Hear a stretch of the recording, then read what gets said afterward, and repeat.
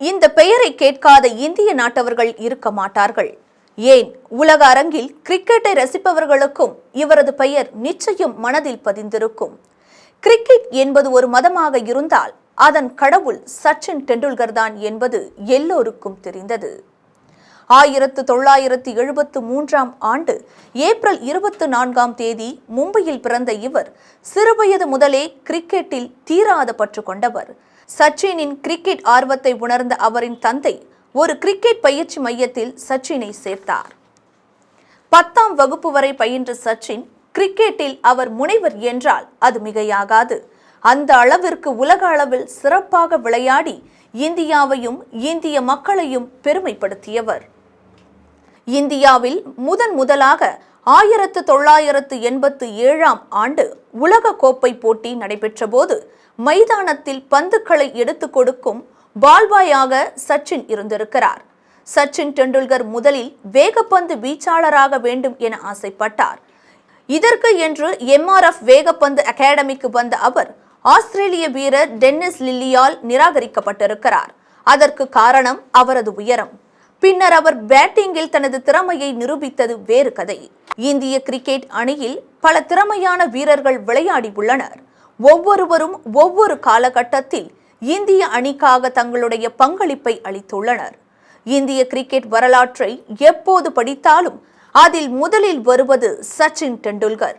சச்சின் 20 ஆண்டுகளுக்கு மேலாக இந்திய அணிக்காக விளையாடியதுடன் கிரிக்கெட் வரலாற்றில் பல சாதனைகள் புரிந்துள்ளார்.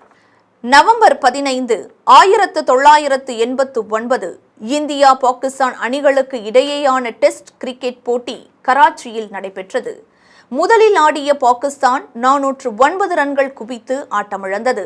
இமாலய இலக்கை நோக்கி விளையாடிய இந்திய அணி 41 ரன்களுக்குள் 4 விக்கெட்டுகளை இழந்து தடுமாறியது.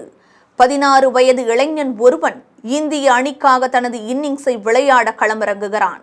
இந்த இளைஞன் பின்னாளில் கிரிக்கெட்டில் மிகப்பெரிய சாதனைகளை குவிப்பான் என அன்று யாரும் எதிர்பார்த்திருக்க மாட்டார்கள். முதல் போட்டி 24 பந்துகளை சந்தித்து 2 பவுண்டரிகளுடன் 15 ரன்கள் எடுத்து ஆட்டமிழக்கிறான். அந்த இளைஞன்தான் சச்சின் டெண்டுல்கர். இந்த போட்டிக்கு பிறகு இந்திய அணிக்காக 24 ஆண்டுகள் சச்சின் பங்காற்றியது வரலாறு. வலது கை ஆட்டக்காரரான சச்சின் டெண்டுல்கர் டெஸ்ட் கிரிக்கெட் போட்டியில் 15,921 ரன்கள் எடுத்துள்ளார். ஒருநாள் கிரிக்கெட் போட்டியில் 18,466 ரன்கள் குவித்தது தனி சாதனை. கிரிக்கெட் வரலாற்றில் சர்வதேச டெஸ்ட் மற்றும் ஒருநாள் போட்டிகளில் 100 அடித்த ஒரே வீரர் சச்சின் தான். சர்வதேச கிரிக்கெட்டில் ஒருநாள் மற்றும் டெஸ்ட் போட்டியில் 30,000 ரன்கள் குவித்த வீரர் என்ற பெருமையும் சச்சினையே சேரும். முதலில் ஒருநாள் கிரிக்கெட் போட்டியில் 200 ரன்கள் குவித்ததும் சச்சின் டெண்டுல்கர் தான். சச்சின் தான் விளையாடிய காலகட்டத்தில் இந்திய அணியின் முதுகெலும்பாக திகழ்ந்தார். சச்சின் அவுட்டானால் டிவியை உடைக்கும் அளவுக்கு வெறித்தனமான ரசிகர்கள் அவருக்கு உண்டு. சச்சின் இல்லாத இந்திய அணியை அந்த காலகட்டத்தில் நினைத்து கூட பார்க்க முடியாது. இந்திய கிரிக்கெட் ரசிகர்களின் கடவுளாக சச்சின் பார்க்கப்பட்டார். இந்தியாவை தாண்டி பல நாடுகளில் ரசிகர்கள் பட்டாளம் சச்சினுக்கு உண்டு.